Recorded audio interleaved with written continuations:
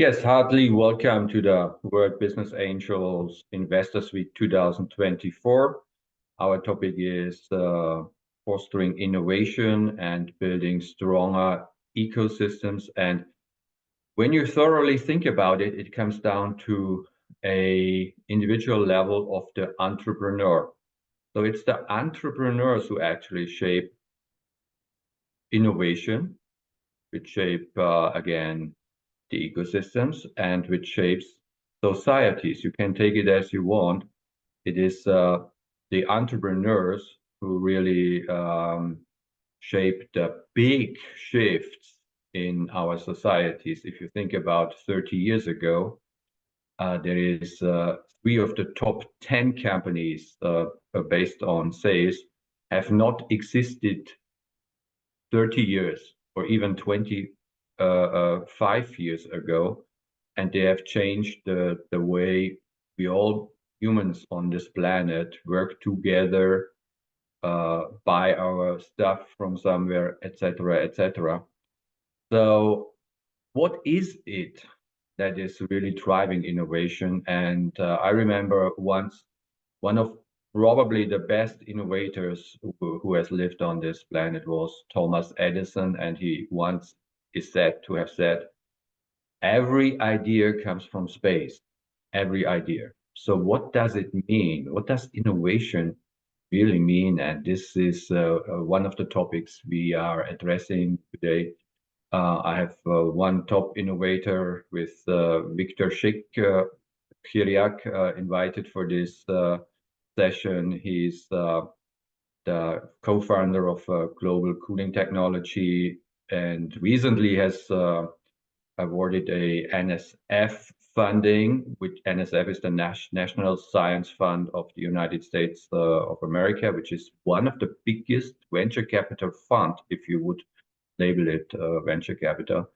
And he will talk with us in a keynote speech. He will also be in the round table, which follows about the importance of coaching and mentoring in for entrepreneurs, the entrepreneurial field. And I hope you enjoy this program. And I have a book recommendation for everyone because everything, all the answers, all the secrets are already written in at least one book, and it's the book of Napoleon Hill. And if you want to know how these spacey ideas come in on Earth, it is written by Napoleon Hill in his legendary book out of the year 1937. Just read it and you might know everything. Enjoy the program. Good morning, good afternoon, good evening. Welcome to the World Business Angel Investor Week 2024. My name is Ekaterina Serban. I'm the co-host of the World Investor Week Germany this year, and I'm really looking forward to our sessions today. In the rapidly evolving business landscape, the need for diverse and inclusive entrepreneurship has gained really significant recognition. The key to foster the environment where the entrepreneurs from diverse backgrounds can flourish lies in the development of robust business ecosystems. And today we will have a great variety of the experts and the speakers delving into the strategies for entrepreneurs to collaborate with a variety of the stakeholders, working together towards creation of more supportive business environment and ecosystem. Without further ado, let's get started. Dear presidents, ministers, entrepreneurs, innovators, and angel investors. In today's rapidly evolving business landscape, the need for diverse and inclusive entrepreneurship has gained significant recognition.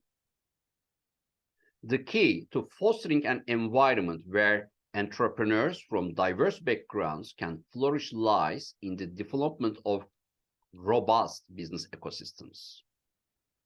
The World Business Angel Investors Week 2024 aims to explore the significance of diversity and inclusion in entrepreneurship. It will also delve into such strategies for entrepreneurs to collaborate with a variety of stakeholders, working towards the creation of more supportive and equitable business environments. The World Business Angel Investors Week, globally coordinated by the World Business Angel Investment Forum, an affiliated partner of the G20 Global Partnership for Financial Inclusion, serves as a platform for stakeholders to pause and reflect on their rapid journey. It seeks to analyze the reasons and methods for leveraging smart finance as an essential financial tool for economic growth.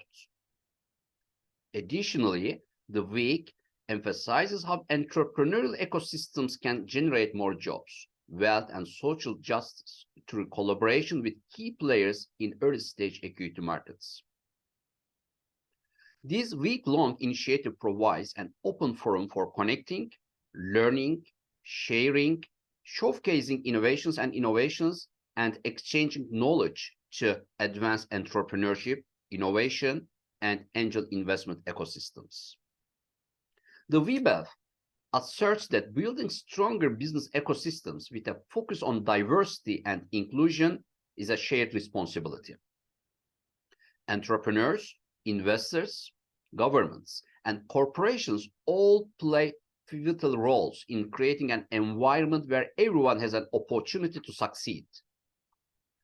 Through fostering collaboration and implementing inclusive strategies, we can cultivate a thriving entrepreneurial landscape that mirrors the diverse tapestry of our global community. With this in mind, the stakeholders of the World Business Angel Investors Week have agreed on the theme for this year's week: fostering diversity and inclusion in entrepreneurship, building stronger business ecosystems.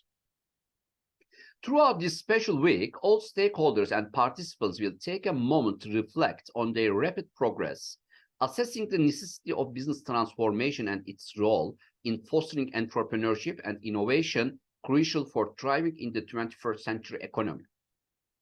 Additionally, there will be discussions on how entrepreneurial ecosystems can drive job creation, wealth generation, and social equity, particularly in collaboration with key players in early-stage equity markets amidst the post-pandemic economic landscape. I would like to thank in advance all the stakeholders and partners who will be contributing to World Business Angel Investors Week 2024. They will be highlighting the importance of stronger business ecosystems to foster diversity and inclusion in entrepreneurship, the theme of this year's event. I would like to thank the organizing committee and colleagues who will be taking roles as country chairs and co-chairs, global partners, keynote speakers, and panel speakers.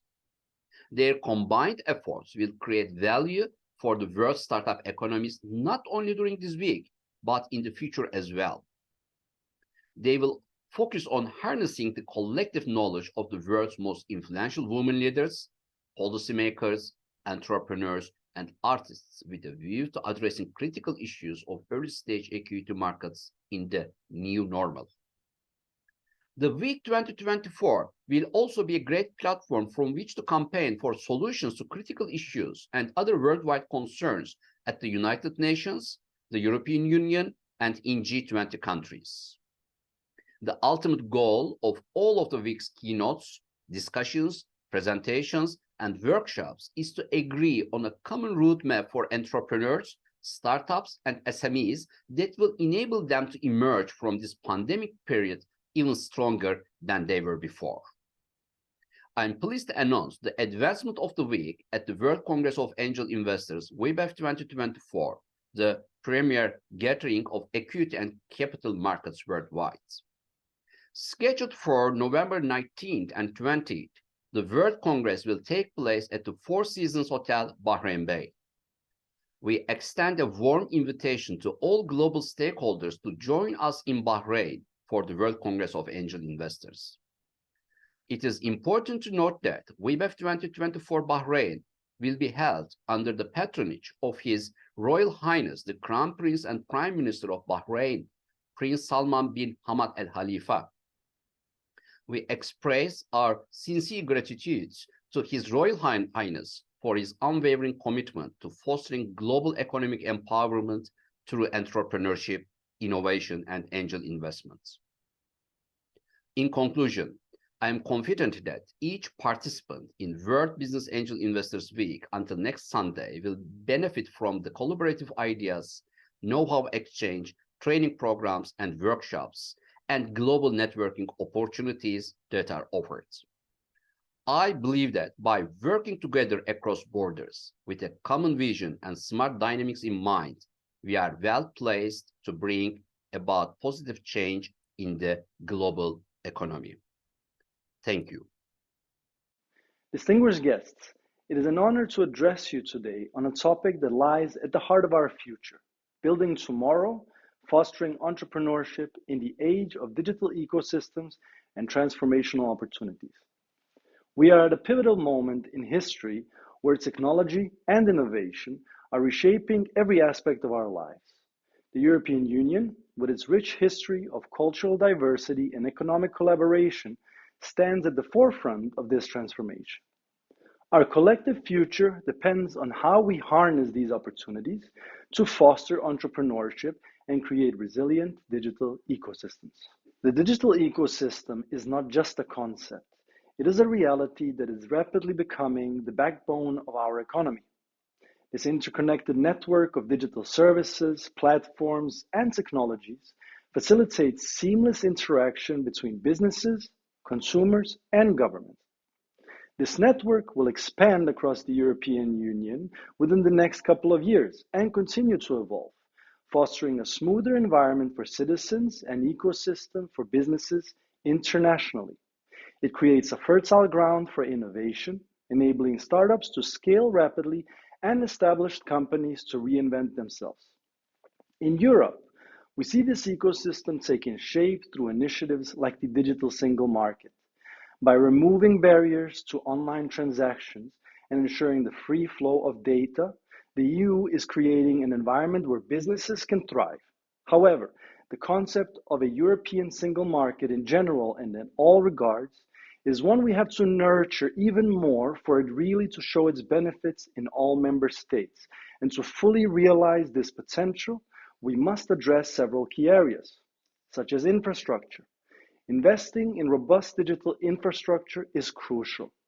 High-speed internet, networks, and cloud computing are the foundations upon which digital ecosystems are built, not least our data centers, data privacy, and consumer protection. Education and skills. Digital literacy is no longer optional. We must equip everyone with the skills needed to navigate and excel in this new landscape.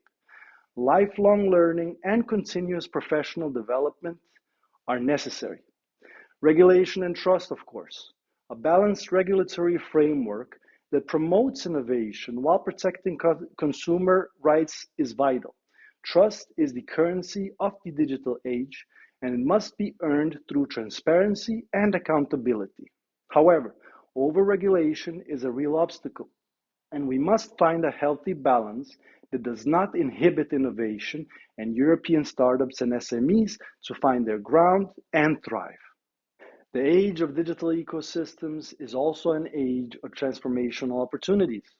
Across Europe, we see entrepreneurs and academia leveraging technology and deep tech to address some of our most pressing challenges. From climate change to healthcare, from education to smart cities, the potential for positive impact is immense. Green technology. European entrepreneurs are leading the way in developing sustainable technologies. By harnessing renewable energy, improving energy efficiency, and reducing waste, we are making significant strides towards a greener future. The EU's Green Deal sets an ambitious roadmap, and it is the entrepreneurial spirit that will drive us towards these goals. Healthcare innovation. Challenging times in recent years have underscored the importance of innovation in healthcare. Digital health solutions, telemedicine, and AI-driven diagnostics are revolutionizing the way we approach medical care. And smart cities. Urbanization presents both challenges and opportunities. Smart city technologies can enhance the quality of life for citizens through improved transportation, energy management, and public services. European cities are becoming proving grounds for these innovations, showcasing the potential of technology to transform urban living. The European Union has a critical role to play in fostering an environment where entrepreneurship can flourish. Through policies, funding, and collaboration, the EU can catalyze innovation and ensure that the benefits of the digital age are widely shared. Horizon Europe, this ambitious research and innovation program, is a testament to the EU's commitment to scientific excellence. By providing funding and support for groundbreaking research, Horizon Europe is empowering entrepreneurs to turn their ideas into reality. Digital innovation hubs, these hubs are crucial in bridging the gap between research and market deployment. They provide support to startups and SMEs, offering access to expertise, technology, and network. Innovation knows no borders. The EU's emphasis on cross-border collaboration enables the sharing of knowledge, resources, and best practices. This collaborative approach strengthens our collective ability to innovate and compete on the global stage. At the heart of this transformation is the entrepreneurial spirit. Entrepreneurs are the visionaries, the risk takers, and the problem solvers. They see opportunities where others see challenges, and they have the tenacity to turn their ideas into reality. To support this spirit, we must cultivate a culture of entrepreneurship. This means strong public-private partnerships, encouraging creativity, embracing failure as a learning opportunity, and celebrating success. It also means providing the necessary support structures from funding to networking opportunities and market access, and mentoring entrepreneurs to have healthy perspectives on business, understanding that creating a unicorn is not a norm and that so-called overnight successes have half or entire decades of hard work beneath the surface. In conclusion, the age of digital ecosystems and transformational opportunities presents a unique moment for Europe. By fostering entrepreneurship, investing in digital infrastructure, and embracing innovation, we can build a prosperous and sustainable future. The European Union, with its commitments to collaboration and excellence, is well positioned to lead this change.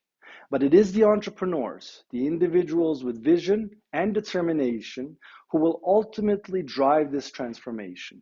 So let us work together to create an environment where entrepreneurs can thrive, where digital ecosystems can flourish, and where the opportunities of tomorrow become the achievements of today. I thank you, and I wish you all a fruitful and inspirational discussions.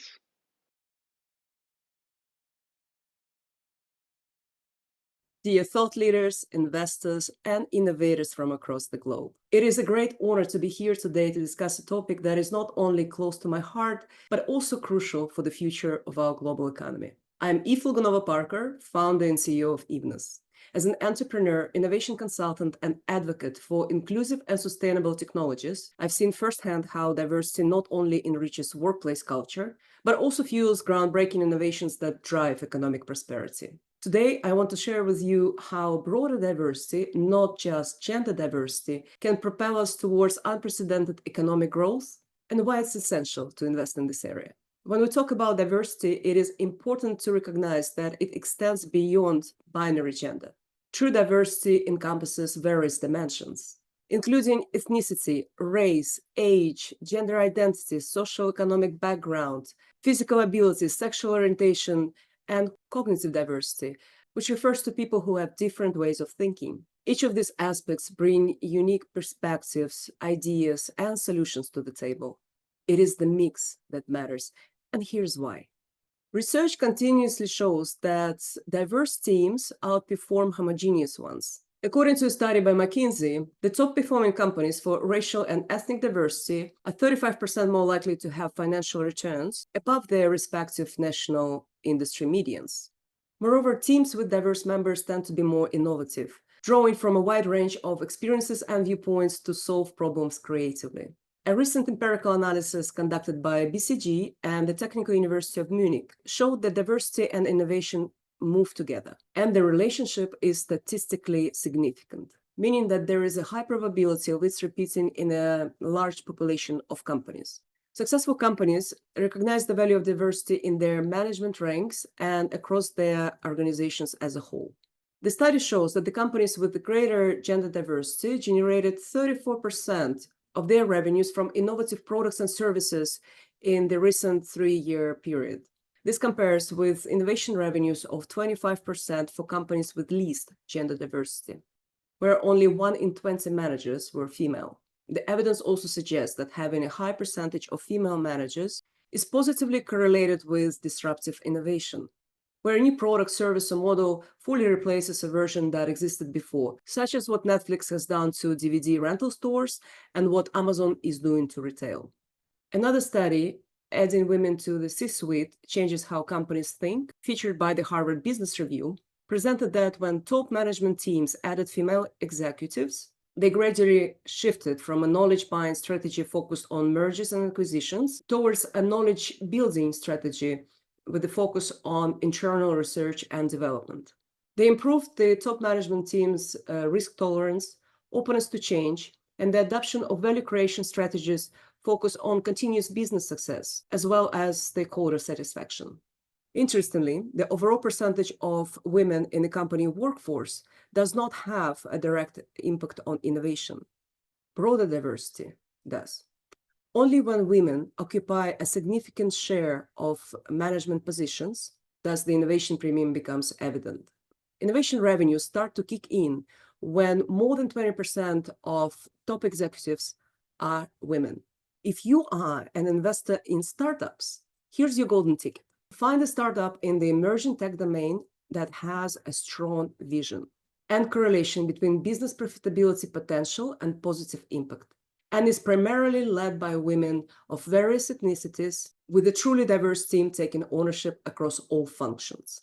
As a startup founder and CEO of Evenness, I'm proud to set a benchmark with our founders team, consisting of 3 tech-savvy and industry-recognized women of different ethnicities and experiences, leading a team of outstanding ethical innovators from diverse backgrounds, from self-made to Ivy League schools, across various generations, from baby boomers to the last wave of Gen Zs, different pronouns and self-expressions, from she and he to they and their, covering diverse health profiles and located across different continents. Many businesses have already realized the power of broader diversity in innovation.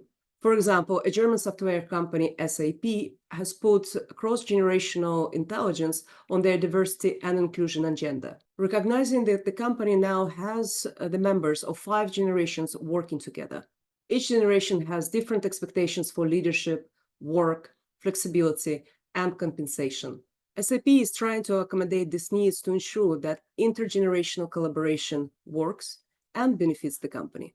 In addition to encouraging top managers to be more inclusive, some companies use cultural and structural changes to attract and recruit a diverse workforce. They are moving from an ignorant and maybe hostile environment to a more agile and inclusive workplace.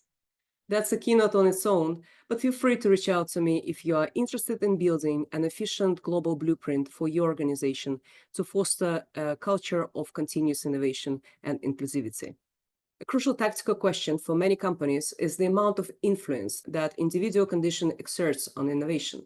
Of the 5 work environment conditions, participative leadership appears to be the most important.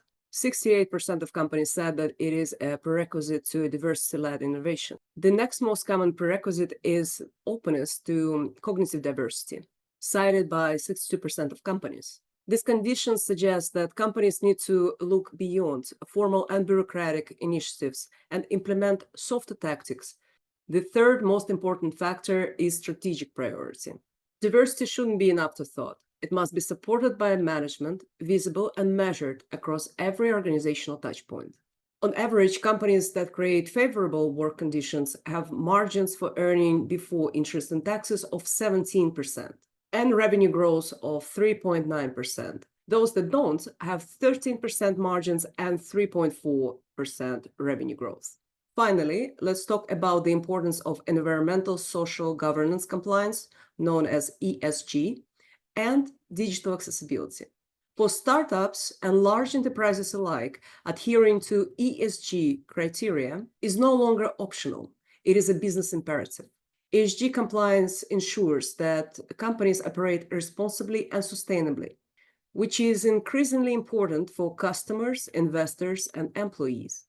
By embedding ESG principles in their business models, companies can foster a culture of diversity and inclusion. This is not only enhances their reputation and competitiveness, but also drives long-term economic growth. For example, companies that prioritize ESG are more likely to retain and attract top talent, reduce regulatory risks, and secure favorable financing terms. In my innovation-focused work across traditional and immersive internet solutions, I've seen how inclusive design can lead to more diverse and widely accessible innovations.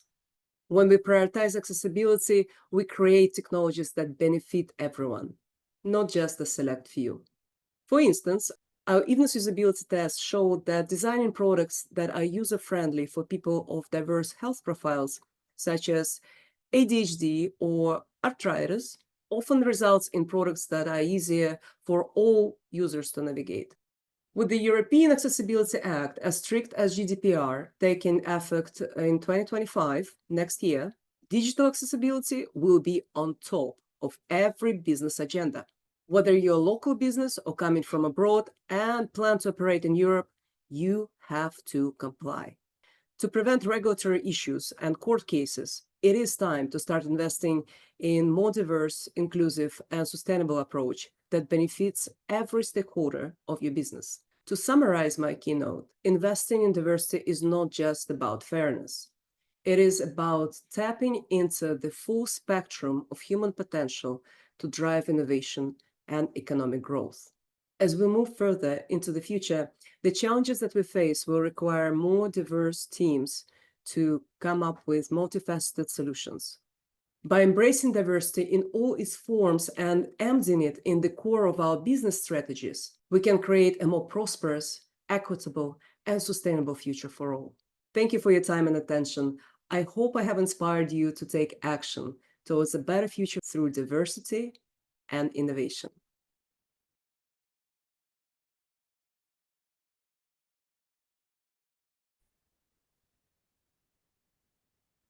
Good morning, good afternoon, good evening, wherever you are.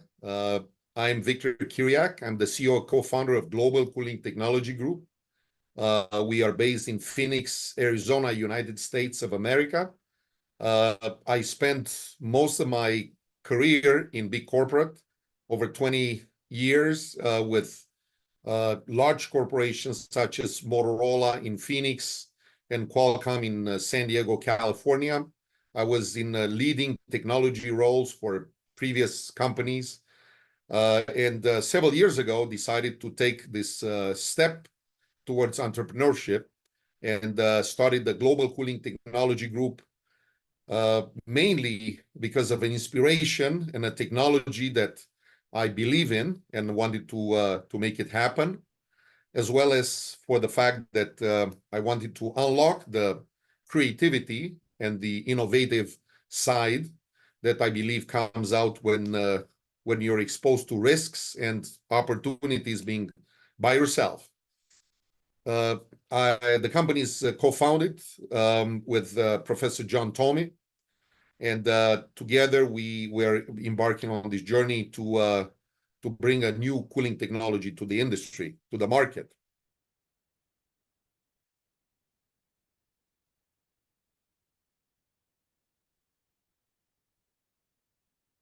So now I will tell you a little bit about the technology that we're developing.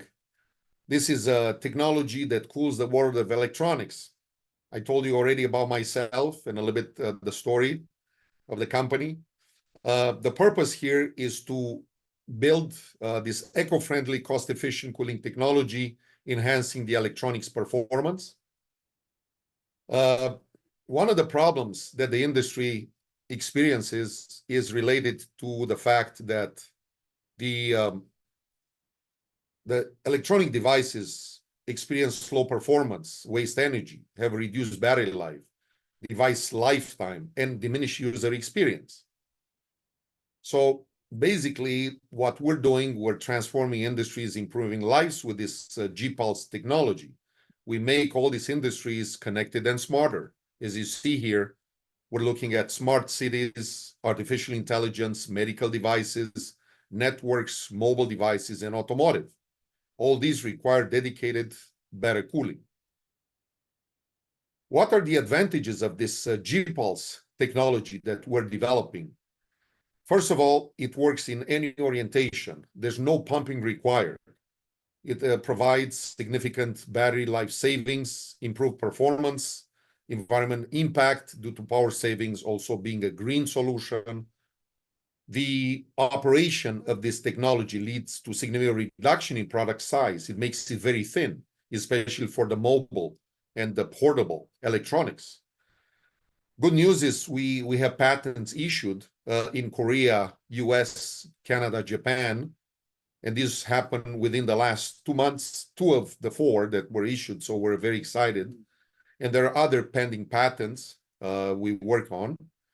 The target markets, and we start with tablets, laptops, smartphones, and the automotive, primarily because of the expertise, prior life expertise of the co-founders, including myself.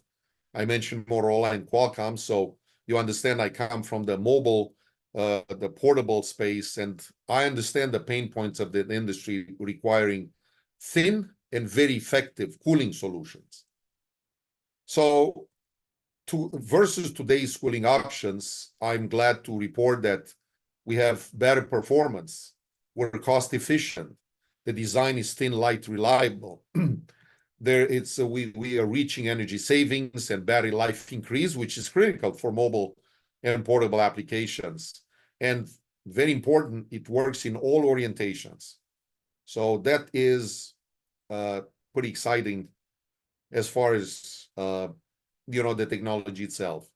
Good news is that we were awarded the National Science Foundation Phase 1 in 2021 and a Phase 2 to develop this cooling solution. So the seed funding came and it was made available first in a Phase 1 from a very large pool of startup companies. It's a very rigorous process of selecting the companies to go to Phase 1. And in Phase 2, we're one of the lucky companies that the final 12, if you want, to move on to the Phase 2, which leads us to commercialization. And obviously, larger seed funding compared to Phase 1. We're very excited about this opportunity. Again, this will enable us to move fast and go to the market. Why now? Why we're looking at this technology? Well, there are many worldwide mobile devices that are cooling limited. Cooling becomes a very critical roadblock for the industry. The value proposition that we propose to our customers were increased revenue, new product introduction, reduced energy consumption, environmentally friendly solution. And in this quest of ours, we received letter of support and were endorsed by several companies that are interested to test and to implement our technology. We're very excited. Samsung, Qualcomm, Kyocera, and Boyd Corporation are companies that provided letters of support and commitment. And that is very important for us to see that the ecosystem starts to respond to our technology. The next steps would be within the next 1.5 to 2 years to go to market.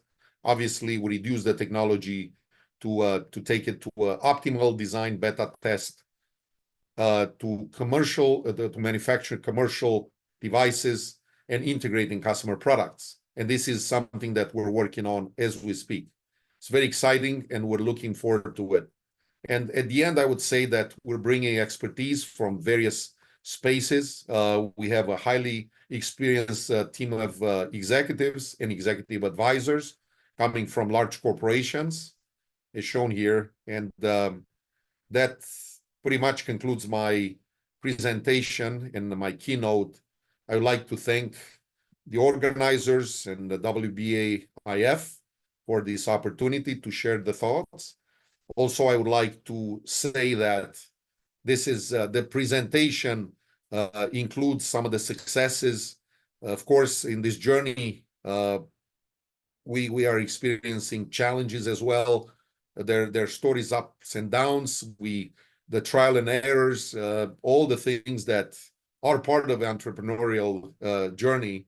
And I'm excited to embark on this. Again, I believe that what is meant to happen, what's natural, what we can bring to the society, either through innovative products or through ideas that bring synergy in the ecosystem, the industry, towards assisting the life. That's the goal that we want to direct our technology to. Making technology serve the life cool, make the world a cooler world, and full of cool people as well. So with that, I'm wrapping up my session here, and I'm looking forward to the next segment. Thank you very much. And if there are questions, feel free to connect. You have the contact information here listed down. Thank you very much. Bye-bye.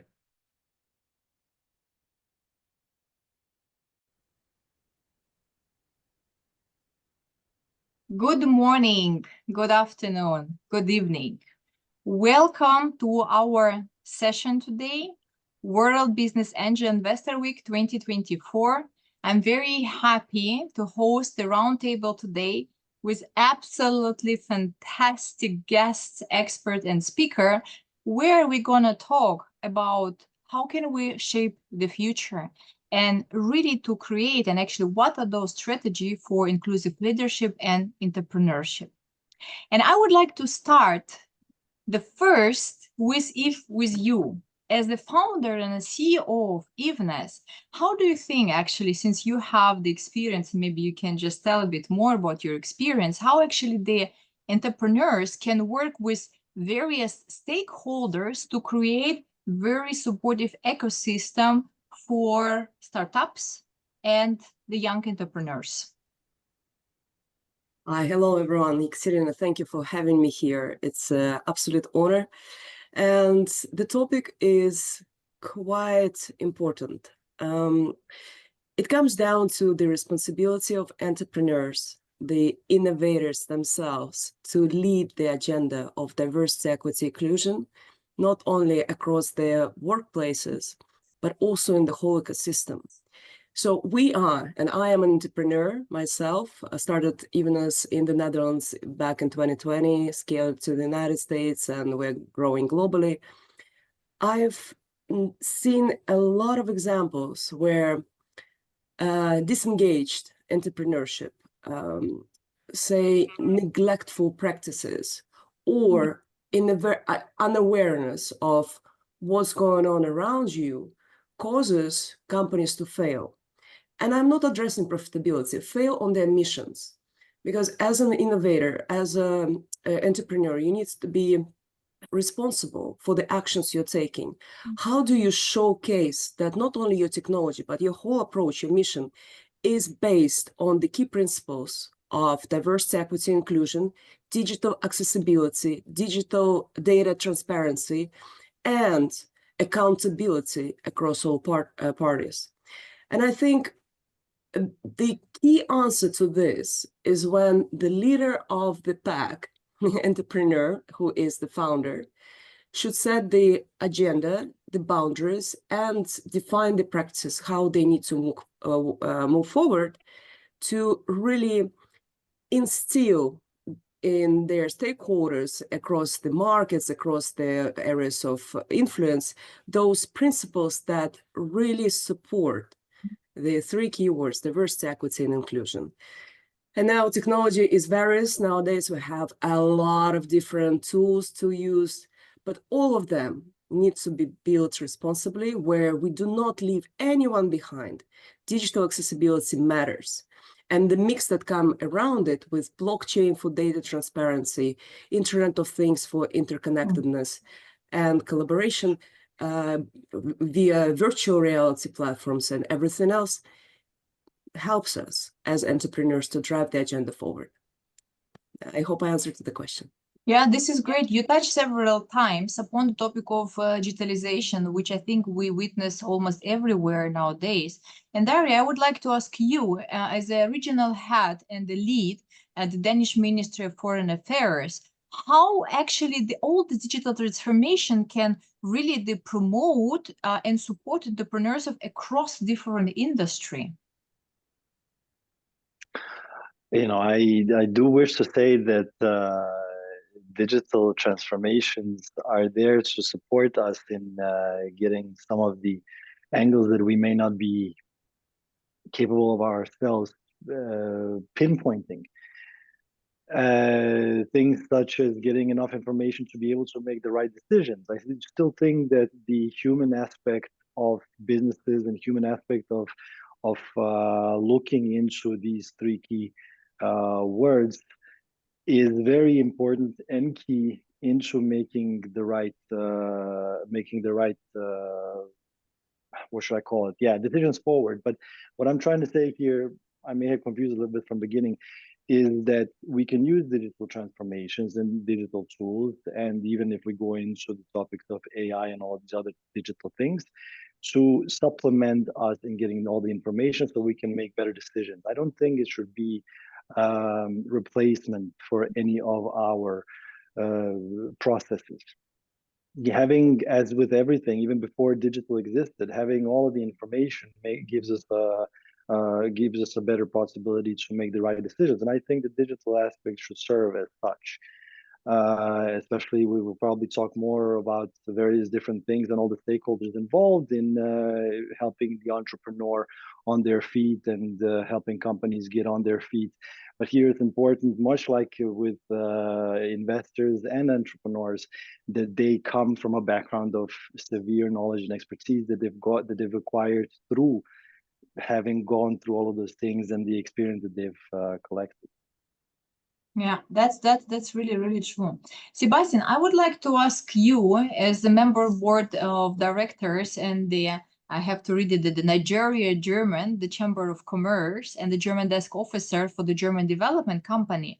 How do you think actually, which role does economical development and the Chamber of Commerce playing in order to support entrepreneurs? And maybe you can share with us a couple of examples, because you have really fantastic experience building and bringing actually two countries and really supporting the economical development of two countries, the Germany and Nigeria. Thank you, Katerina. And in fact, very two interesting countries. If we look at the demographics, I think this is the first thing that someone would look at when thinking about Nigeria. And this is one of the reasons I also went there, is because it's a very fascinating country with over 200 million people.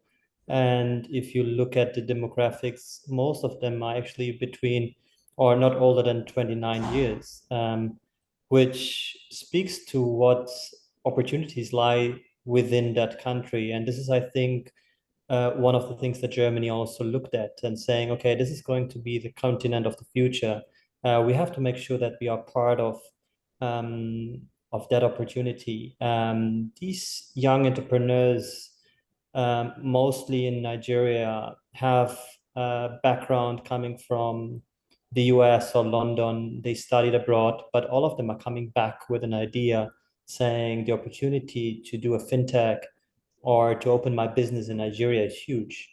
The German-Nigerian Chamber actually looks exactly into that. They say we try to matchmake them, try to make a matchmake between maybe a German middle-sized company that has interest in providing a more efficient process, but is within their own four walls, not capable of doing so in a fast pace. And this is where an opportunity lies, where young entrepreneurs can then find an inclusion with their own idea. And some of the things that is, and you named it, is my second role, in the development bank is to find that kind of financial inclusion, to see how can the private and public sector maybe work together to make sure that these young entrepreneurs in Nigeria have a match with a middle-sized company from Germany. There are many examples, in fact, as you mentioned.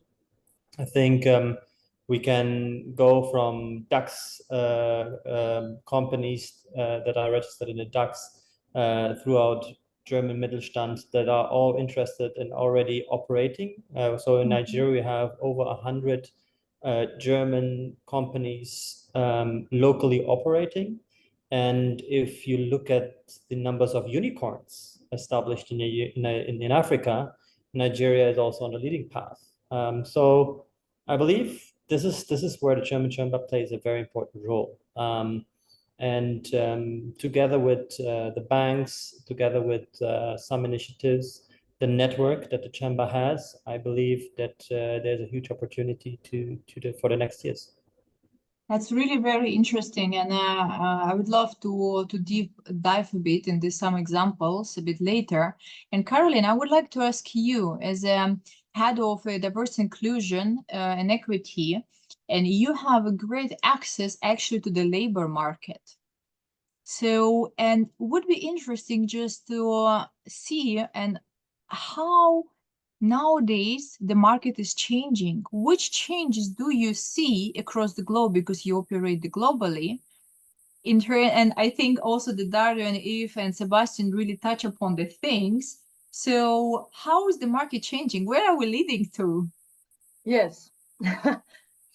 Thanks so much for asking that. It's a very interesting question, because first of all, I think this is more a personal kind of answer to give, because there are a lot of different perspectives in the world at the moment. So I speak most, of course, to the market. So I'm going to give this answer based on the market, because I think that's most useful to you guys.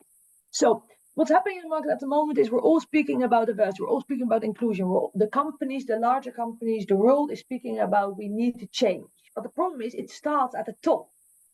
The top is expecting the market to change, but the market can't enter the companies by the top not changing.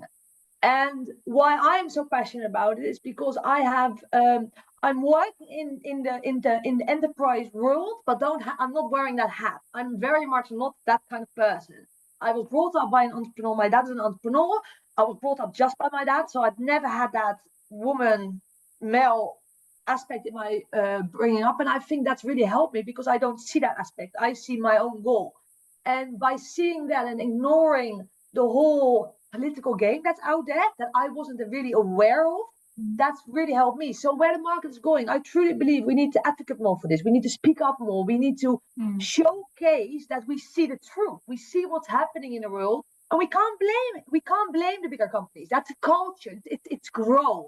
But we can help and support them. And the only way we can do that is by speaking up about it, I believe, bringing it to the attention, because it's we humans are very good at pointing fingers. Pointing fingers is not going to bring us anywhere. It's coming together, acknowledging the issue, and within that issue, not pointing the fingers, but saying, okay, this was a long-term issue. How can we now bring that further? So I don't have a direct answer to your question. I just want to almost say, this is the future. The future is, let's open our eyes and discuss the issues that are happening and come together for a solution.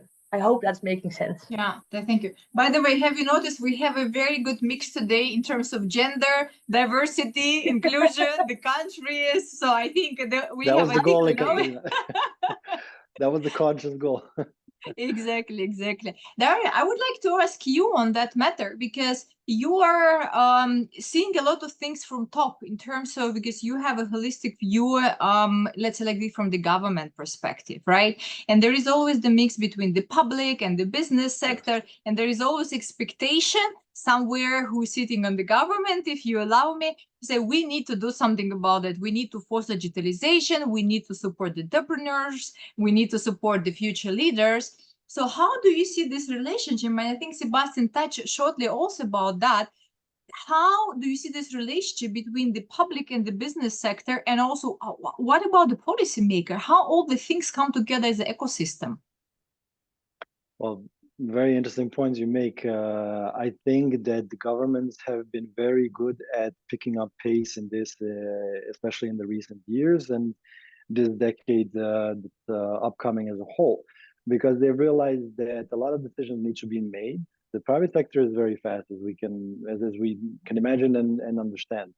So the public sector is being asked to also make very distinctive decisions, at the same time understanding that they have to start picking up this speed in addressing certain points. I think the one area where it's been slacking today is AI, because it's such a broad thing to I would say here control, but it's not really what should be done entirely. It's a much bigger topic. But otherwise, when it comes to the digital transformation, in Denmark, for instance, we have a very long-standing public-private sector cooperation. We've understood a long time ago. Denmark, I don't know how many of you know, but it's at the top of the most digitized countries in the world, and many times number one. But this is because throughout the years, I think it started back in 68 or something, and we've developed since then with a lot of successes, but as well failures. And we understood that actually giving authority to the private sector to guide the public sector has been very key, giving them an opportunity to speak up about various different things that the government not necessarily has the knowledge to speak on. So we even have this consortia where annually 70 plus minus stakeholders meet from both public and private sector, and they sit down and discuss the topics that should be addressed for the upcoming years and form a strategy, a national strategy around it. So this is very important. And then on top of that, the digital transformation in general, I think it's something that has been recognized as a really important topic in both sectors. And the public sector has been very good at forming strategies around that, because there's a necessity. And this pertains to everything from the solutions we're trying to make, enabling both the businesses and the citizens and living better lives and running better companies, or should I say, running them in a facilitating smoother processes for them, and not to inhibit and stand in their way. And of course, just recognizing that the public sector needs to help with the political side of things in terms of policy making, data protection, so we can facilitate this growth. I think this is indeed very, very important aspects, right? And I think this is not something that we can solve within tomorrow. It will take time, this transition, what you mentioned previously. If I would like to ask you, as a person who experienced that, so today we see a lot of technologies are coming up, right? So the AI, the blockchain, the metaverse part. So how do you think, will all those technologies, will they play significant role in the development, future leadership, entrepreneurship, building the ecosystem? Or you would say this is just the curve, you know, how people say hype right now, and then somehow it will, I don't know, disappear, or will go more in a smooth way? How do you think, what is your prediction? That's a very good question. And to be honest with you, I'm done with hypes. Everyone goes like, oh, metaverse, PG, AI, PG, generative especially. But hypes is the cycle of life, product life cycle, to be honest, goes in stages. And if you look at virtual reality, we started even in caves, putting pictures with flames, animating them as cave people, right? And then officially in 1960s, that's when the hype started, but research development, implementation. Now, if you look at everything in hypes, you miss the point, because that's a long-term process to get us somewhere there that is different in nature, by nature, of operating things, using tools for productivity, using tools for inclusion, bringing people together, name it. So as a visionary entrepreneur, my kind of nature is to look into at least 15 years from now to understand what is there beyond that hype. And the addressed pillars of artificial intelligence, blockchain, virtual immersive technology, these are the key for me to envision that future. They all tie together with IoT, cloud computing, cybersecurity systems, name it. But everything should be alongside each other and interconnected with each other. Now, speaking about inclusion, or speaking about technology that helps us to move forward in a more inclusive and equitable way, we should address artificial intelligence. It's not going anywhere. We all understood how easy the life is when you have artificial intelligence. True. The point now is to understand how protected and secure the life can be if AI systems help you track and flag risks, biases, discrimination factors, everything that is of nature that we wouldn't like to promote.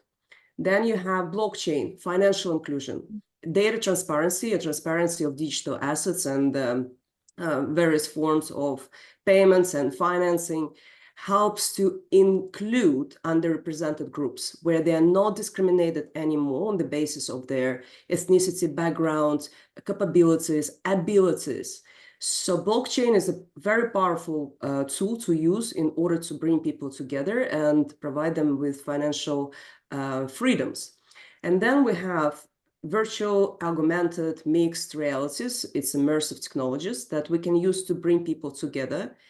I can be as an avatar appearing as stylish as I want to look, or as creative as I want to express myself across various mediums, helping me to stay in my premises where my children may be on the background running around and I'm still kind of keeping my eye on them.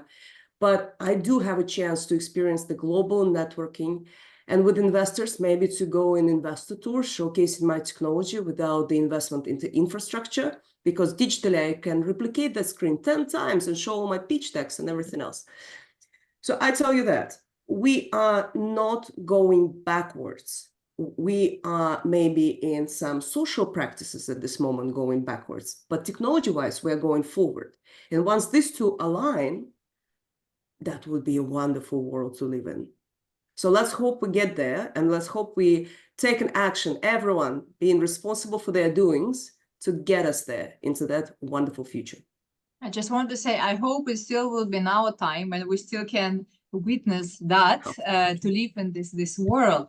Sebastian, you mentioned that currently, if you look to Nigeria and the relationship with Germany, that you have more than 100 already the German companies operating in Nigeria. So I would like to now look a bit between the relationship between the countries and also the differences, because when we talk about the ecosystem, economical development, entrepreneurship, for sure there are differences, not only cultural wise, but also how you run the business.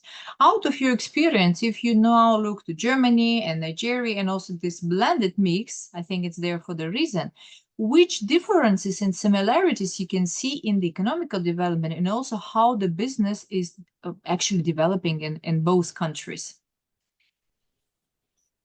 Wow, it's yeah, it's not a binary question, and it's not a binary answer. It's not a yes or no. It lies between a lot of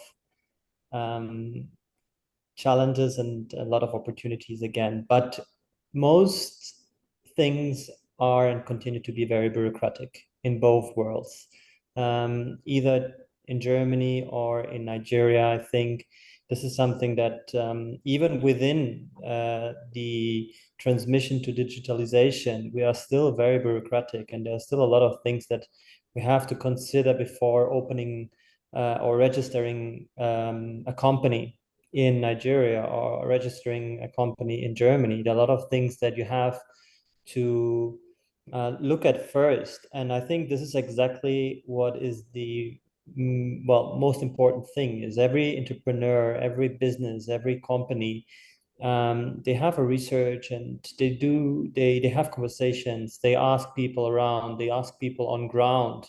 So this is similar, I believe. This is something that I would do in Germany. I would go around and ask people, hey, do you think that would make sense? And I would have to do the same in Nigeria. I have to go and be there, be present, and have to make the questions. And I like what my colleagues from this panel say. They are very motivated in having this open discussion, and it's about discussion. It's about a conversation and openness, not fearing to make the wrong questions, but making the right questions, because every question will be important for you, and every answer you will get will bring you towards what your end goal, right? So I would definitely say that this is a similarity. You have to be on ground. You have to be sure that you have the right network, whether it is in Germany, it is in Denmark or Netherlands or in the US. You have to know the people who will also support you and guide you. And of course, in terms of regulation, and this is then something that I believe that is different, maybe more than it used to be, but the political level in Africa and overall, but also in Nigeria, we have a year of a lot of elections, not only in the US. South Africa is voting next week. Very important. We see a lot of things happening. Ghana is going to vote. We had votes in Senegal. So a lot of companies wait in an election year and see what is the regulation that the next party would be introducing, and is this a business favor party or is it something more conservative? So I believe the volatility and dynamics of politicians are different in Nigeria, for instance, than they are in Germany.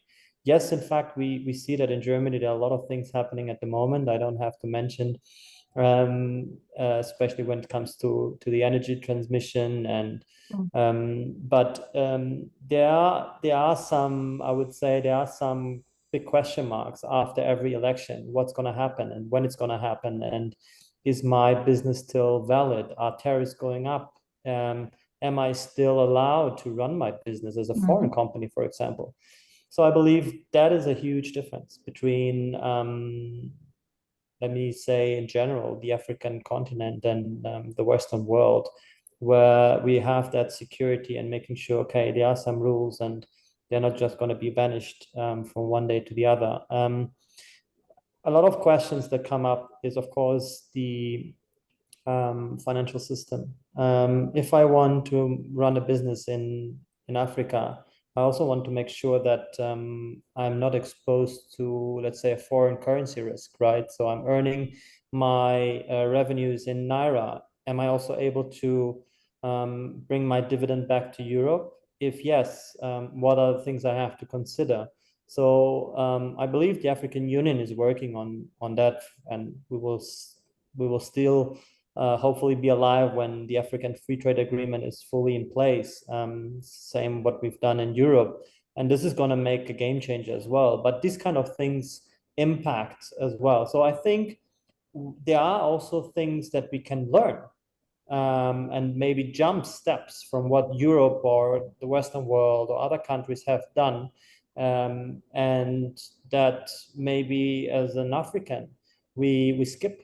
We don't have to make the same mistakes, or we come up with new ideas. So I think there's also a learning process that businesses can have, not only looking into what is different and what is similar, but what can I actually make out of it? And this is a very important topic as well, because when we speak about digitalization, as we heard today, it's a process that is ongoing. It's the future, and therefore I believe we have to make sure that we are part of that. And by being part of that, we have to have that, maybe also that challenge or that difficult conversation, right? Just to end, I always tell an entrepreneur that a conversation with a bank is different to an investor. If I want to give out debt, it's a different conversation. It's a completely different pitch than when I speak to an investor where I want to give part of my business to someone else. And I believe if we realize that these kind of conversations and the person who I'm standing in front of is turning a different route, then things are going to change as well. So I believe coming back to your question, we have to make sure that we understand differences. We have to make sure that we learn from things that we know already happened in other countries. And this is what we try also to do, right? Very interesting perspective, Sebastian. And I think one thing that we can learn from Dario from Denmark in terms of digitalization, Germany and Africa for sure can go more digital in this way. And not everything will take, to do things with the paper. That's definitely. So Dario, we can learn how you did it in Denmark as well. But Sebastian, if I may add, Sebastian, he mentions really some good key points, because it's important to realize that we are discussing some topics that are quite global, but each country is in a very different stage. And even when you're looking at digitalization and fostering a healthy growth for companies, enabling citizens in various different regards, we are all at very different stages. So while in Denmark, for instance, right now we're debating what has digitalization taught us the last 20 years, in negative and positive regards. And in another country, we might be discussing some really basic principles, how to add all of these things to the elementary schools, to universities. So we're at very different stages, and some countries may not be ready yet to address these principles, but very good points. Yeah, absolutely. Carolina, I just would like to ask you also one question when it comes to the leaders. I think also Sebastian and Dario, you mentioned very well, because things are moving. Of course, even not mentioning all this political situation, but we see the technological change. We see the change of the political power in the world, which required the new future leaders. How would you describe, in the nutshell, which future leaders currently companies are looking for? And maybe you will give 2 to 3 major skills what you see will be absolutely vital for the future. First of all, I think a diverse background, and people always think a diverse background means, for example, people would say, I might not be diverse. No, everyone has a diverse background. We're all diverse because we're all different human beings. We've all had our own life. So what I mean when I say a diverse background, someone who understands that their background might be different than someone else. That is a future leader. So the person needs to understand we have all different backgrounds. We all have different wants and needs in life. We might still have the same goal, but I might choose to work for 50 hours per week from the office because I don't have a husband or kids. Someone else might not be able to and wants to work from home. Doesn't make that person not the right person. So that's one of the points for me. So a diverse mindset, a open to anything mindset is key one. Second thing is, I truly believe in what I like to do in recruitment is blind recruitment. It's very old-fashioned style, blind recruitment. So, with other words, when I'm looking for someone in my team, or when I want to send someone to my clients, I do it blindly. Send me a summary of the person with the key skill sets, what you need in your role, who that person is, and if you want to interview that person, you are basing it on what I've just told you about that person in 5 minutes. The reason why I do that is if I've already spoken to someone, I can summarize their skill sets and their qualities in a way that is completely unbiased. It's nothing to do with a gender. You're not hiring a gender. The reason I'm saying this is what I'm noticing in the market at the moment. We have a big diversity target going on in Europe that we need to have more women. So now I'm hearing from everyone, I need a woman. Yeah, but do you just need a woman or do you still need skills? I am now Yes. to get the feeling people are just hiring women for the sake of women. But isn't that then the issue? We're actually creating another issue. So I think that's one of the elements. Blind recruitment is very important. And I don't mean blind recruitment, I mean unbiased recruitment. Someone needs to take control of the recruitment being unbiased. That can be in multiple ways. And I think diverse training is very important. Inclusive training is very important. Upwards and downwards. So what does diversity and inclusion actually mean? Because nowadays people are selling it, are utilizing it as a pitch. It's a beautiful thing nowadays to call yourself diverse, or yes, I'm an inclusive person, but are you actually, is the company actually, have you been challenged on your views? So I think a leader is someone who challenges you, and the problem that we have nowadays is the leaders are not coming into the businesses because the leaders are challenging you in the interview and you're thinking, oh, this is an annoying person. unfortunately, these are the leaders now that we, by the way, have created these people like that. We have given everyone the opportunity to give their opinions in such a way that we have created the world that we are now living in, and now we're all starting to not like it anymore because everyone is giving their opinions. So I think, back to your question, diverse background, the leader needs to be unbiased themselves. If they are unable to do it, utilize aspects like blind recruitment. And my last point, I just forgot, but I summarized, but I want to summarize in one word, but I can't summarize anymore. But no, I think those are the key points in order to get that better. But it's get back to yourself. Be I really honest. especially like the point that we hire women just because we're women, but I think that's a totally wrong approach for the future. In conclusion of our discussion, because I think this is time really flies, I would like to ask you one word, if you can give me. If we look to the future, from all your perspective, from your different background, what do we need in order really to shape the future, to have a better world for the entrepreneurs, for the leaders, and in general for the development of our countries? So what would be one thing that you said we absolutely mandatory and absolutely must, that's necessary, and what should be done? One word. I know it's challenging, but I want one word. Eve, what would be one word from your side? Respect. Without respect, we cannot go anywhere, and discrimination would continuously happen. Thank you. Dario? Long-term sustainability. Very important one. Thank you. Caroline? Understand what is being said. I think that's key. Very, very important. And last but not least, Sebastian? Inclusion. I think we need to make sure that everybody sits on the table and has something to say, and make sure that they have to say, that they can make their voice, that they have a voice. Inclusion. Thank you. And my word will be support, because without support, it's very hard to realize the things. And saying that, I really would like to thank you joining this roundtable, and especially that you're really doing significant, really absolutely great contribution in your areas of responsibilities, in your countries, building the better ecosystem, supporting leaders, supporting entrepreneurs, and really building the great future for all of us. Thank you very much, and looking forward to our future collaboration. Thank you very much. Thank you very much.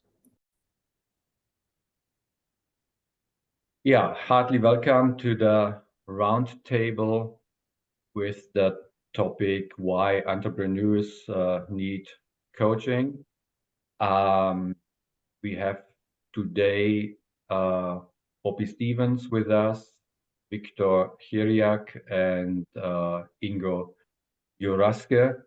And Bobby Stevens is the co-founder and the CEO of Unlimited Futures Today, an organization that provides transformational education through courses and coaching. She's also the author of 3 transformational books. Dr. Bobby Stevens has a PhD in psychology and business. We have Victor Chiriac with us, who you already know from the keynote speech. He's the CEO, and he told me the cool guy of Cooling Technology Group in Arizona, US. And we have with us Ingo Juraske. He's a venture partner at Innovexus Early Stage Accelerator and Angel Investment Club, and serves as a mentor also at the Founder Institute Berlin and at the Alchemists globally since more than 10 years, leveraging 30 years leadership experiences at Compaq and HP in Europe and Middle East, Africa, as well as Atos globally. So heartily welcome to all the speakers. Thank you for joining us today. And we will just jump into the first question. And the topic is why entrepreneurs, or actually every entrepreneur, needs coaching, and I would direct my first question to Bobby, and then everybody else can add something to the first question. The first question to Bobby is, what are the key benefits of coaching for entrepreneurs? You have a lot of experience which you are bringing with you, and particularly in the context of leadership development and also ecosystems strengthening. Okay, thanks, Johannes. Well, I love coaching entrepreneurs.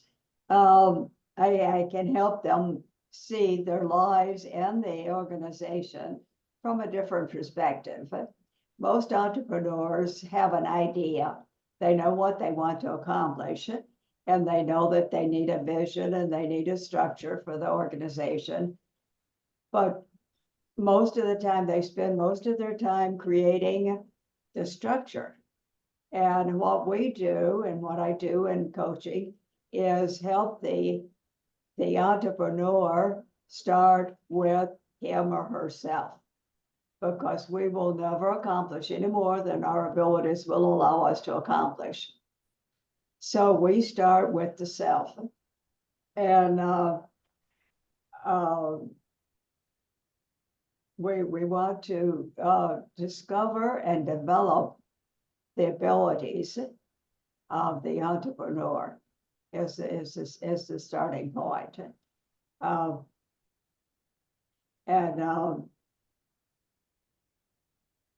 We always start there, and we work with a daily practice that releases stress and strengthens our nervous system. And as that nervous system gets stronger, we release that stress. It also it helps tremendously in the clarity of the mind. So the mind gets much clearer, and we have a process for handling stress on an ongoing basis, and we want to determine the talents and the abilities of the individual. So that's where we start. I don't know how much time we have here, so Yeah. do I go? You Yeah. wanted to? Maybe we can ask Victor and Ingo if they have something to add, and we can then continue with the other question, because we will come back, Bobby, to you and your big experience. So Victor, Ingo, something to add from your side to what Bobby said? Yeah, absolutely. Let me kick in here. Basically, I cannot agree more what Bobby is describing. Certainly, it's the entrepreneur itself, and we see, and I see in my own dealings with many startups, I'm seeing some 250, 300 pitches every year. Mentoring, we call it mentoring, less coaching probably, in their ideas and their ability to basically scale the business and grow the business and build a larger organization. And what we very often see is that there are people, very smart people, often with a technical background or economic background. They have great ideas. They have a friend or they met a co-founder who also has great capabilities. And they code all night long, and they have a product, and they have a minimal viable product. And then the question comes, whom do I hire first to basically complement what I can do? Which skills do I need to add to my own skills to basically complement my own capabilities? And what we see quite often in our mentoring session in the acceleration programs is the fact that people are very, let's say, soft or need a lot of development in the area of sales. And that includes both sales to the external world, but also selling their own ideas, their vision to their own team. Because there's obviously a huge difference between running a small team with 10 people and running, hopefully, a very large company if the startup grows to the hundreds and thousands of people. And therefore, we feel this is extremely important, and we see tremendous growth happening if people go through an acceleration or a mentoring program of a couple of months. What we see is basically some people change totally their approach. They are able to basically stand in front of in a room, deliver an elevator pitch, and everybody's saying, "Wow, I had no idea that this individual has these capabilities, and this idea is basically there to change the world and make the world a better place." Things like that. So clearly, we see tremendous value. And we also see a lot of failures happening if people sit too close in their own community, in their own little back room, and are not getting advice from the external world. Because there's obviously a difference between people who have a vast experience of management, like myself in big corporates, and then of course if you talk to startups, they say, well, it's a different world and we are more agile and you're an old guy and yeah, what can you tell us? But when the first problems occur, they admire the capability, because running a startup, building a startup, scaling is a roller coaster ride. It is never easy. You have never enough money. And therefore, you have to deal with all kinds of problems, especially in the beginning. I mean, you are being faced with all kinds of challenges, and you need every help you can get from anywhere. Well, wonderful. Thank you. Victor, of course, you know that game. Well, you went through that, I guess. Roller coaster. It's very, very well, I would add, thank you, Bobby and Ingo. This is very, yes, I'm speaking from a personal standpoint here, right? So being in large corporate for quite some time and then making the transition to being an entrepreneur, that changes a little bit the perspective. Obviously, coaching is needed, especially if you come from a technology space. And, again, I speak from my own experience, because, you need to see other elements, other dimensions that bring the opportunities for a company to scale up. First of all, to survive, to grow, scale up in all the steps. So in my experience is being in the technology space for large corporations where things are pretty structured, right? So then suddenly you find yourself, you don't have that 800-pound gorilla behind you. You go to events, you go to other things that you have that support provided by an organization that you're part of, right? The things that you used to do before, people knowing that you come from Motorola or Qualcomm, my former companies, and they listen, because these companies, got the respect of the community in the times where, they're at the top. Some of them are still at the top of their business. So here, personally, you have to re-educate yourself to add dimensions to the way you think, especially if you're a co-founder or CEO or CTO or whatever role you're in. You have to restructure your brain. We've been conditioned, being in a certain role, to think a certain way, right? And corporate has a way of shaping minds through its culture, right? I had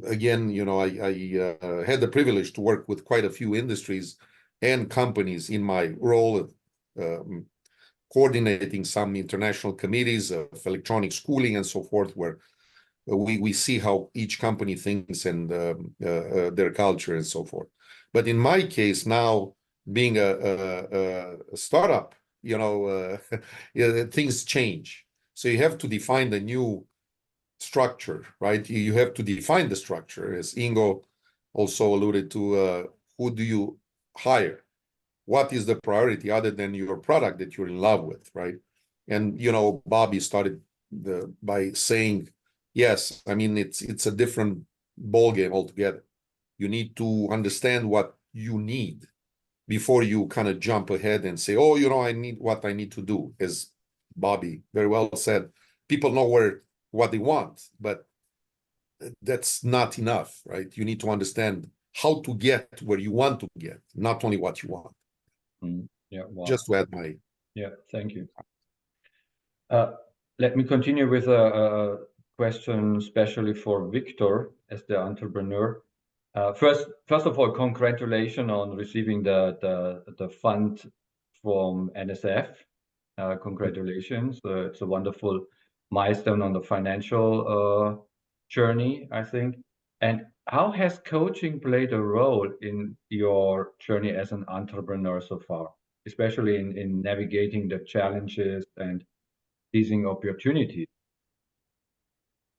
So I would say that, again, the mindset shift, right? That's what is required. So with a mindset shift, there are also opportunities that are related to that, whether we seen or unseen. I truly believe that you opening your mind, coaching, let's say, that by itself, it's a first step towards adding more dimensions to what you're doing. Because many people think, well, I'm too busy working on such and such technology. We need to fine-tune the technical side of things. We will get the right people at the right time. But what is the right time and who are the right people? You need to understand and get a different perspective from someone who's been there, done that in many cases, right? Or someone who's worked with people who, you know, there are good examples out there and many not so good examples, right? So it's about leveraging what other people can bring to the table without you having to go through your own lessons. You know, you don't have to reinvent or to go through the history that other people went through before. So if you can get that inspirational, you know, angle to what you're doing, that would be good. And in my case, you know, the coaching started a few months back. I would say it adds dimension to what I'm doing or what I've been doing.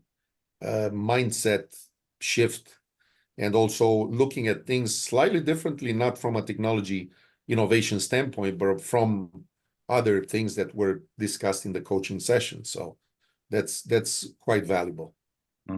Wonderful.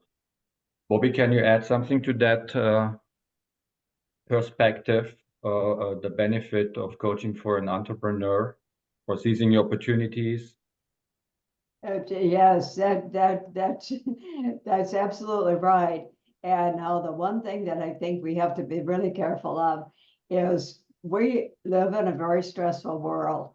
And once we decide that we're going to have our own business, it gets more stressful. And unless we know how to release the stress and strengthen our nervous systems and take care of ourselves, we will become ineffective, because the nervous system can only handle so much, and something's got to give. It can only handle so much stress, and something has to give. So I think that's an important part of really helping the entrepreneur understand that there is a process, there's a time.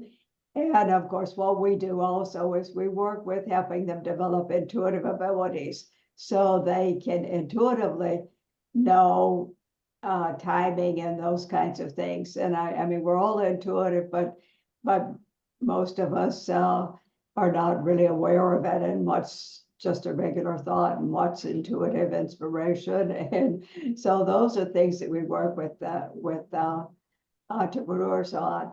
Because the one thing that, you know, very often happens is burnout. And we want to prepare the entrepreneur as much as possible before, you know, we think, oh, it would be great to have so much business. And then we get so much business and we think, oh, it's not so great having so much business, because we can't keep up with it.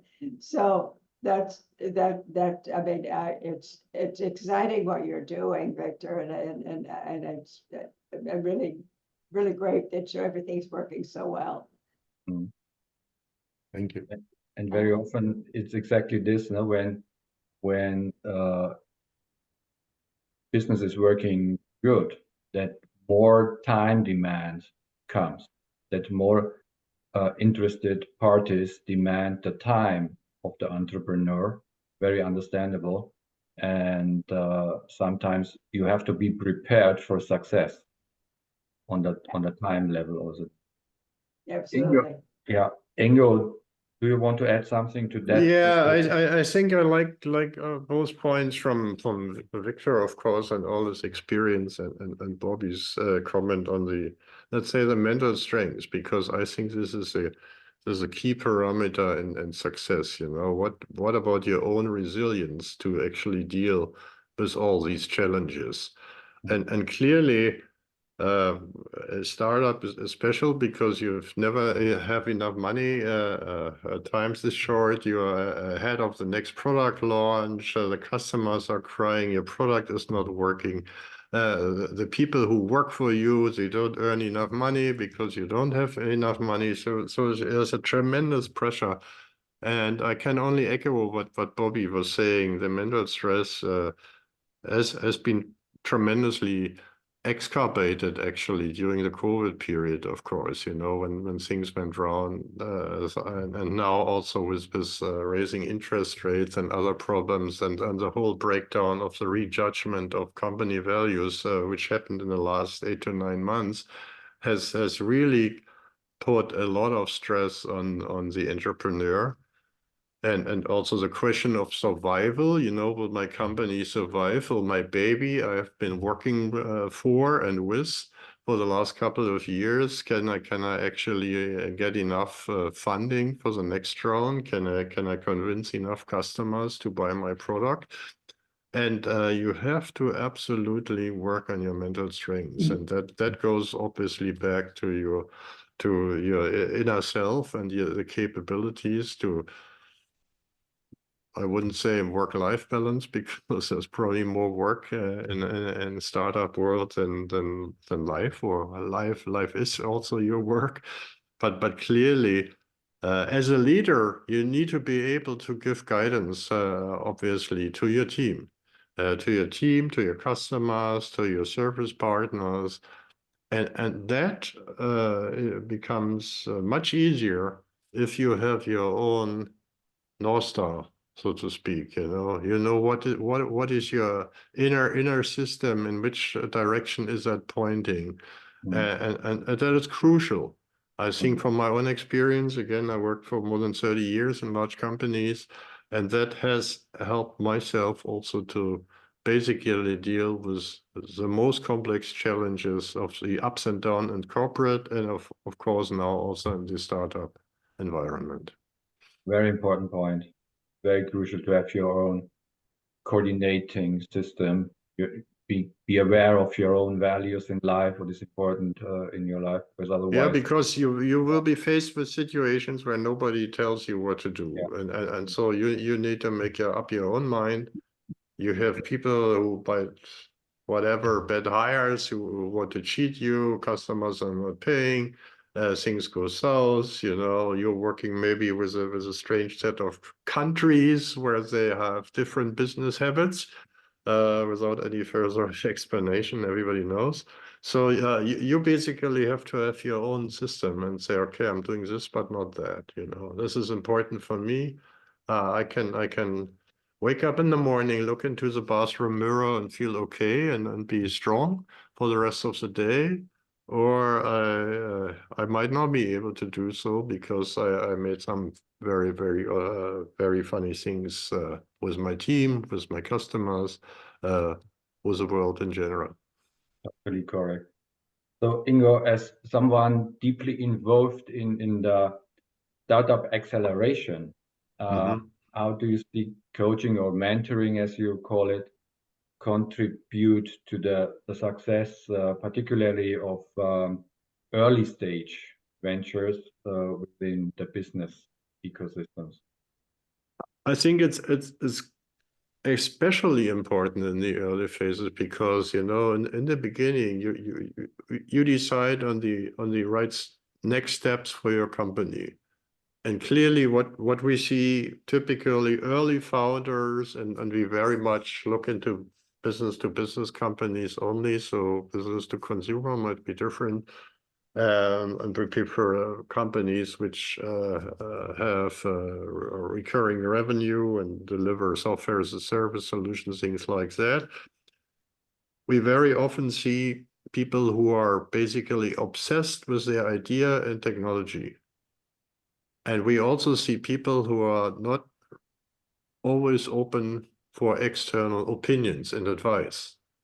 So I wouldn't say they are somewhat ignorant to external opinions towards, and they are basically, sometimes even pushing back to their potential coaches. But what will happen, especially when they go into the first funding rounds, you have different stages, and obviously if you fund a company, first you do bootstraps, and you find family and friends and fools, and maybe you have some business angels. But at the latest point in time, when you run a Series A and you collect whatever, a couple of 10, 15 million, and there are serious venture capital coming in, they will tell you and ask some very nasty questions. And if you are unable to basically handle these questions, have an open mind and take that advice also as a benefit, you might run into very serious trouble with your investors. And we have seen that. The companies who are successful basically were open for that input, took that advice, were open to basically consider and contemplate and use their community of investors as a sounding board to basically check whether ideas are correct, whether the strategy works, what other input might have been given. And others who basically had the high-flying visions but were kind of totally ignorant to any input, they basically were hitting the wall rather quickly.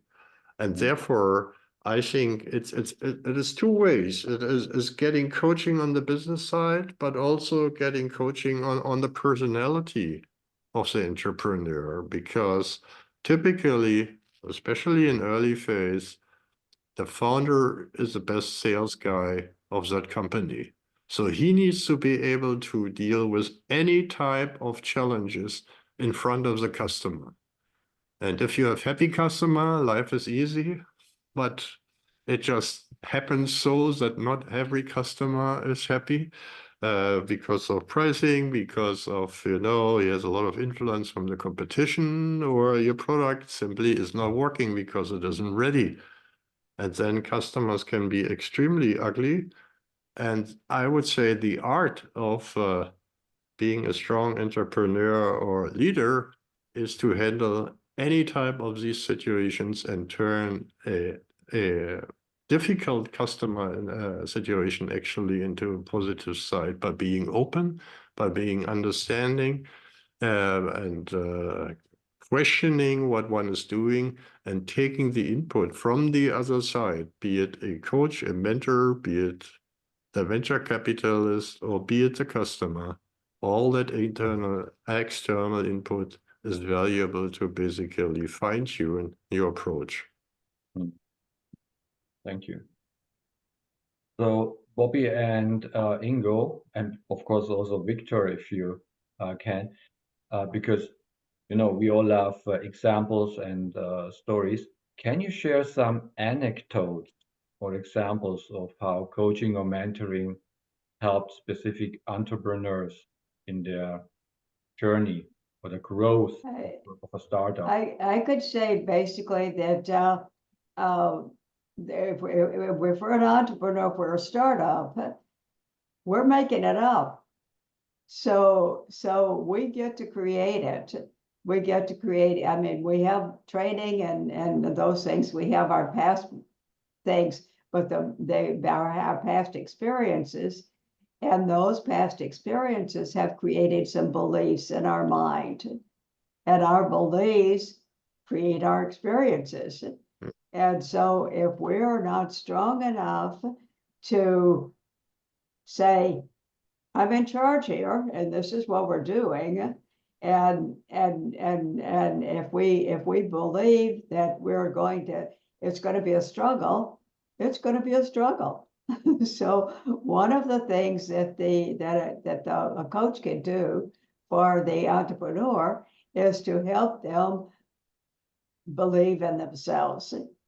It's that's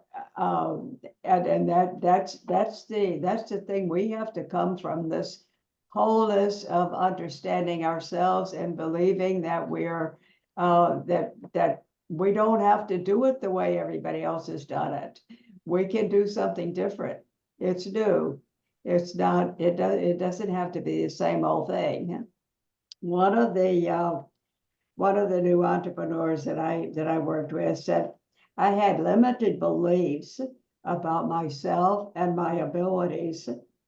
And Dr. Stevens told me how to release stress and change those limiting beliefs. And I accomplished more than I ever imagined possible before. Perfect. Dr. Stevens put my goals on a rocket ship to materialization. So that was nice. fun. He's been very, very successful. And so it was really, really fun working with him. And no matter how successful we've been, we doubt ourselves usually. And when we try to follow and imitate somebody else, it doesn't work very well. So what I do basically is just to help the people change beliefs, because beliefs are changeable. They're very strong, but they're changeable. We can change them. And if we're believing in that we're going to struggle and that we're going to have problems and that it's going to be difficult, it will. So that's basically where I'm coming from. I don't know if we got time for this, but I worked with one of the directors of the 3M Corporation, and he said these are 7 things that he said is necessary for an entrepreneur, and he said we accomplish these 7 things in our coaching program.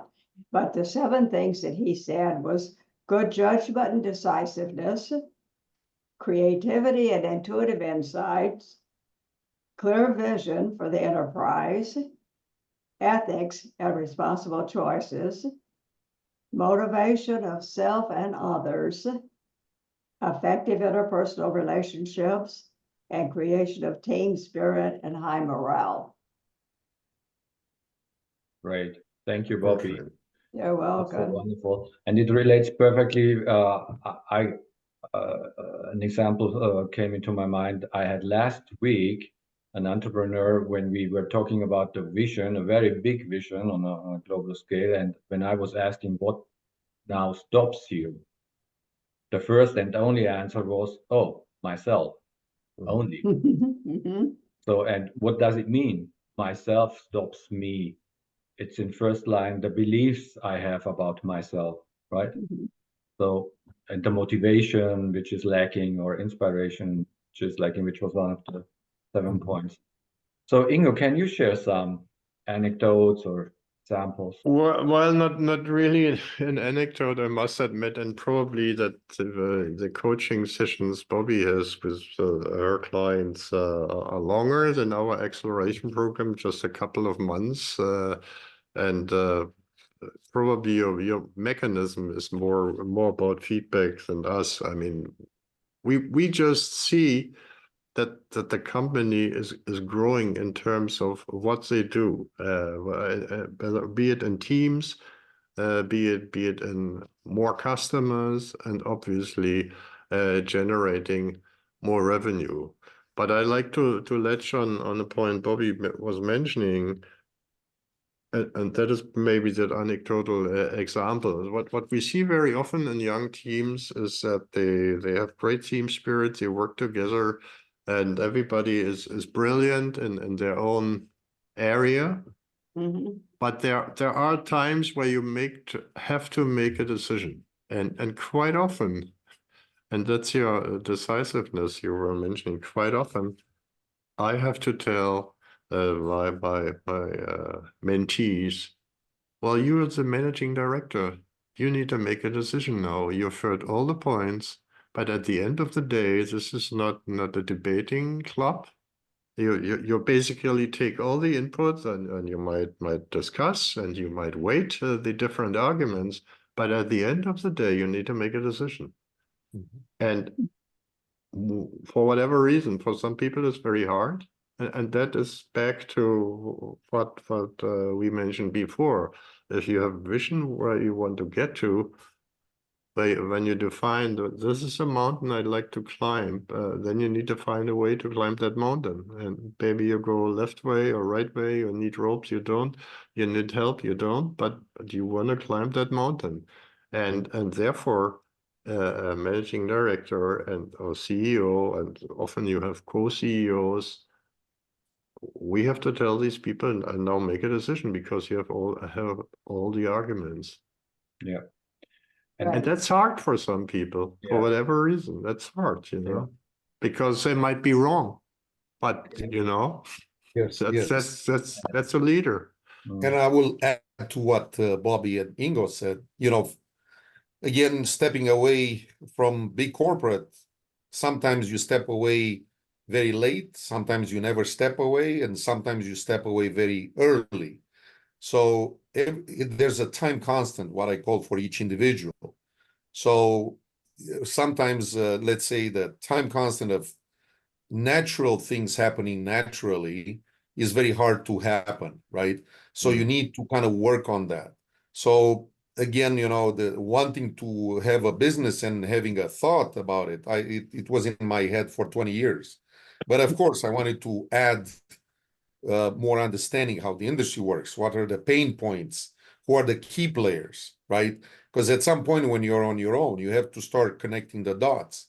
And if you connect the wrong dots, there's still dots there, right? There's something ugly comes out. If you connect the almost right dots, then maybe something nice, Mona Lisa comes out or something, right? Instead of something else. So bottom line is, I believe that there should be kind of a critical mass of know-how, knowledge in your field. And then you have to release that when you kind of reach a critical mass, when the fruit is ripe. Many people are going into some things, and yes, they have the talent, and universe supports it to get to that point by sheer, talent and events happening the right way. But again, it's a balance act, I believe. Like we can speak because we got phase 1, phase 2. We're one of the 12 companies, are almost 1,200 who started that, right? So it was a technology that I didn't know it will be. But again, we put a lot of time and thinking and belief, and then we were in phase 1, and then you have to prove a concept. Now phase 2, and of course, then things happen acceleratedly. There's no guarantee for success. It's how you take it every time a step at a time. Many people try to make too fast steps, right? Sometimes they keep a direction because of advice, and sometimes they follow an instinct and they recover fast. I think the pathfinding, and I come from industries that had pathfinding, and I was the pathfinder for being the thermal technology for Qualcomm in San Diego. So technically, we had to go fast one direction and recover if that was not good. So that takes also decision making, as Bobby mentioned, and Ingo, right? So you have to make quick decisions, but based on good foundation. Sometimes people build foundation as they grow, or they build an organization, everybody looks at them to make a decision. And usually that decision may not be the right one. So you have to involve some others. You may be the most experienced and have 50 years of experience working in a field, but it's still a teamwork, right? You don't succeed by yourself. You succeed as a team, and you still have to involve them and to understand and therefore I have these meetings across the world, although people, not all of them are paid, but they believe you have to inspire. If you're excited and you believe eventually some people will say, hey, maybe there's something there. So you may not have to pay them, necessarily. But it's on a case by case. Some people are just the lone gunmen, right? They try to do it themselves. Some people try to communicate and they get lost in communication with other people and they create grandiose plans, but there's no execution, right? So I think it's a balance between what you execute, how much you spend in the lab, how much you open your mind learning, listening to people who've done before or work with people who've done it before. So it's a balancing act and timing and, how much you believe in that. If you're not ready to believe in what you're going to do, you have to stay a bit longer in a safety position until you grow that, you ripe the fruit, my opinion. So again, different time constants for everyone. Everybody has their own natural time and story, right, that they go through. Sometimes you may coach them, but they still have to go through their own experience because they don't believe what it is, or maybe it doesn't even apply because everybody has a unique story that they have to follow, right? This was the sign for 35 minutes over.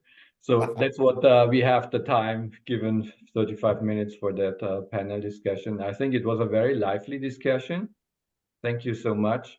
And maybe we can give a closing 1-2 sentence from everybody for this topic, coaching and mentoring for entrepreneurs. So just what do you think? What could you give the viewers of the Angels Investment Week as a message to take away from today? First, Bobby, please. Okay, I would just say the most important thing I think is to trust yourself. Because my first business went down the tubes because I believe the other people who had a lot more experience than I did, and so I did what they said.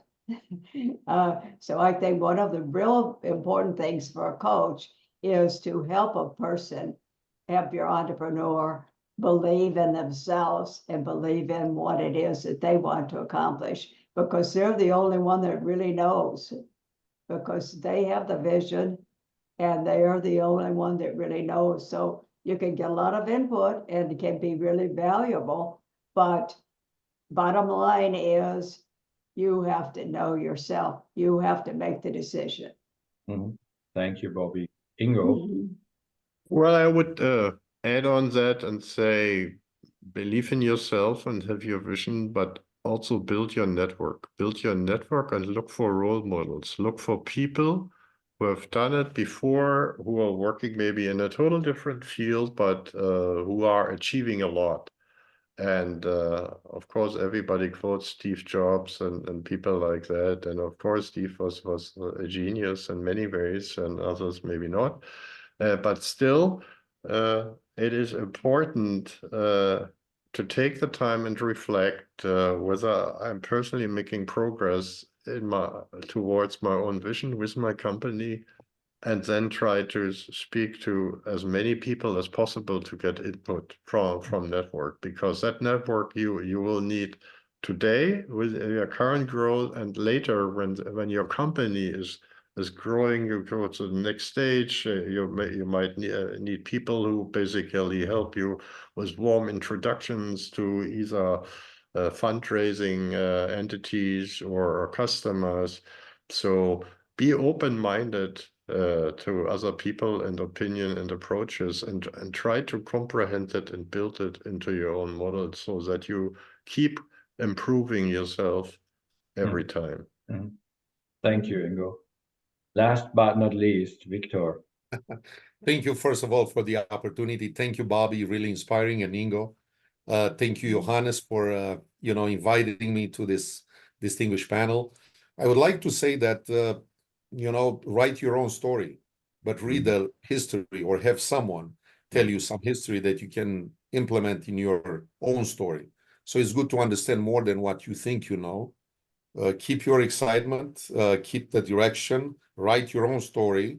Don't let yourself be influenced by other writers, good writers, because their story may not apply to you and to what you're doing, right? But be open to coaching, be open to talking to people that are not in your field.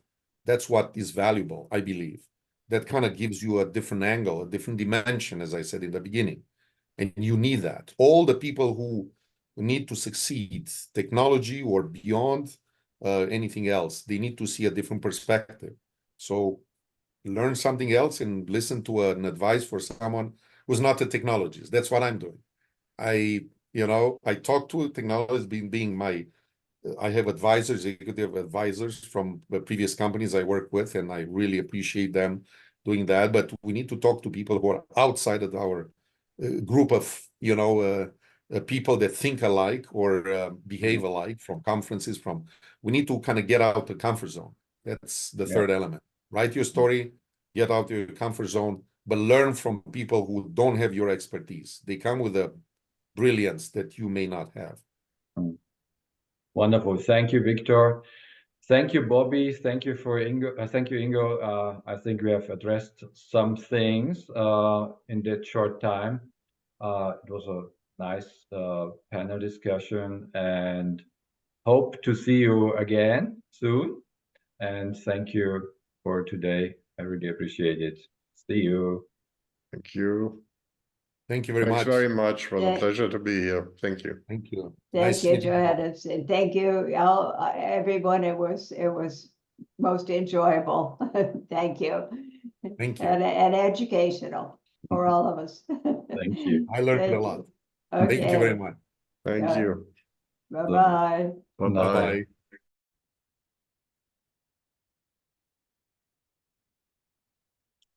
So thank you for all the keynote speakers and thank you to all the keynote speakers and roundtable participants, and also to my country co-chair partner at the World Business Angels Forum, Ekaterina. It was a wonderful job for preparing this program, inviting the speakers and addressing the topics.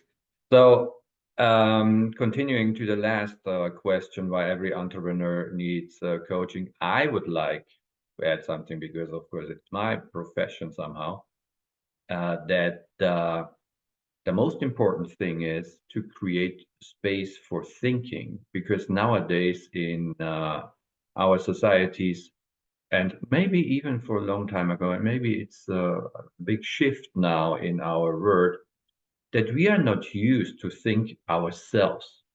So obviously, to repeat the point of Thomas Edison, so Thomas Edison was somehow who was what we call independent thinker. And independent thinking is a very big topic. And very often what we call brainstorming today or think tanks, it is about creating an environment, a space of where people can think for themselves, because everybody got the solution for the problems in the head already in the head herself or himself.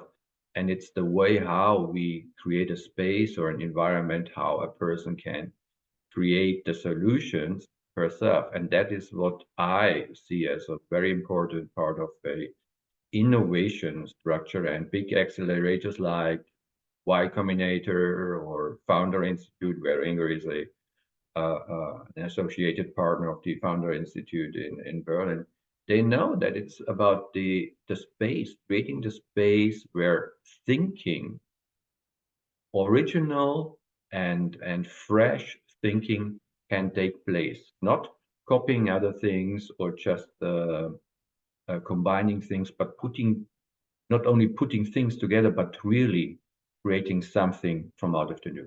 So my offer and my present to everybody, my gift who has watched until the end, or maybe just even has started here with the end, is a gift from my side to every entrepreneur, but even for business angels, because even business angels and even capitalists and venture capitalists, investors, I think could profit and benefit from fresh thinking. So my gift is something which even Baybars Altuntas, the chairman of the World Business Angels Forum, who you have seen also today, has told me in our preparing chat that he will take these 3 coaching sessions with me after I have presented it to you.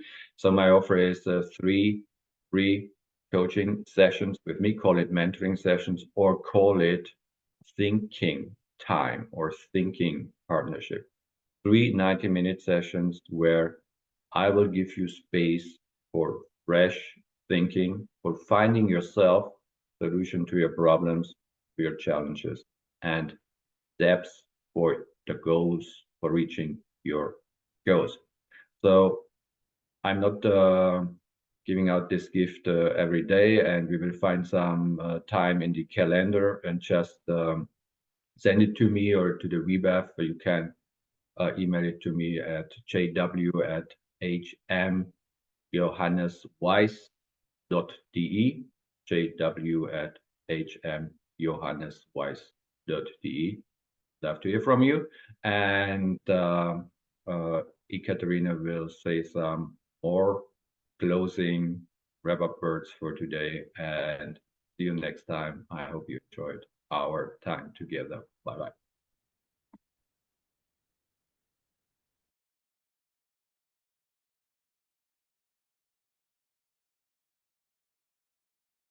I would like to thank all the guests and the speakers joining our sessions today and contributing to the World Business Angel Investor Week 2024, where today we highlighted the importance of building strong ecosystem in order to foster diversity and inclusion entrepreneurship and addressing really critical issues and the concerns in order to build the better world for all of us.